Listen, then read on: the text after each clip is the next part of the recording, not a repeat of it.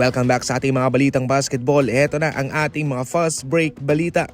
Marami sa ngayon ang naniniwala na itong Boston Celtics ay pipili kay Kristaps Porzingis at kay Jrue Holiday bilang mga pangalang posible nilang i-trade sa pagsapit ng off-season. Ayon sa report ni Mark Stein, itong Boston Celtics ay naghahanap pa ng anumang tsansa para mapa-improve pa itong kanilang kupunan. Oo, magaling sila, pero kung kanilang mahahanapan pa ng solusyon itong kanilang team para gumaling palalo, kanilang gagawin ang dapat nilang gagawin. At kahit na kanilang iti-trade pa itong si Porzingis at Jrue Holiday, hindi rin naman mahihirapan ng Celtics na sila'y pakawalan sapagkat maganda ang kanilang inilalaro, especially itong si Kristaps Porzingis na tila tumaas ang value ngayon sa Boston. Siguradong marami naman ang magkakaroon ng interest kay Jrue Holiday sapagkat ito isang defensive specialist at malaking factor yung kanyang depensa sa pagkampiyon ng Boston Celtics noong nagdaang season. Totally, kung pipiliin mang i-trade ng Boston itong sina Jrue Holiday and Kristaps Porzingis, siguradong sila'y makakabingwit ng isa pang star player. Yan ang ating aabangan.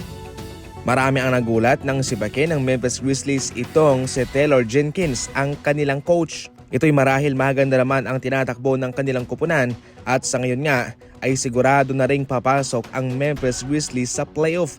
Pero ang malaking katanungan, ano nga ba ang kanilang dahilan kung bakit ito'y kanilang sinibak? Ayon sa impormasyon galing kay Sam Amick ng The Athletic, mga idol, itong si Ja Morant ay mismong nagrereklamo na patungkol sa kanilang head coach na tila minsan ay okay siya, minsan wala siyang gana at parang ayaw niyang magpakita sa kanila. Ito'y marahil hindi raw nagugustuhan ni Coach Taylor Jenkins ang pag-execute ng opensa ng kanyang mga manlalaro. Sa kabuuan, hindi na nagugustuhan ni Ja Morant kung ano man itong ginagawa ng kanilang coach. Hindi biro, mga idol, ang record itong Memphis Grizzlies sa ngayon. Panglima sila, mayroong 44 wins and 29 losses. Hindi biro po yan, magaling na pagkukoach ang ginawa ni Taylor Jenkins. Pero alam na natin kung ano ang dahilan kung bakit siya'y sinibak na. Wala ng injury, mga idol, itong Stephen Curry at ito ay isang magandang balita. Sa kanilang laban kontra Pelicans, sa kanilang post-game, sinabi mismo ni Stephen Curry na yung kanyang injury sa kanyang tailbone ay nagpaalala sa kanya sa kanyang injury laban sa Rockets way back 2021.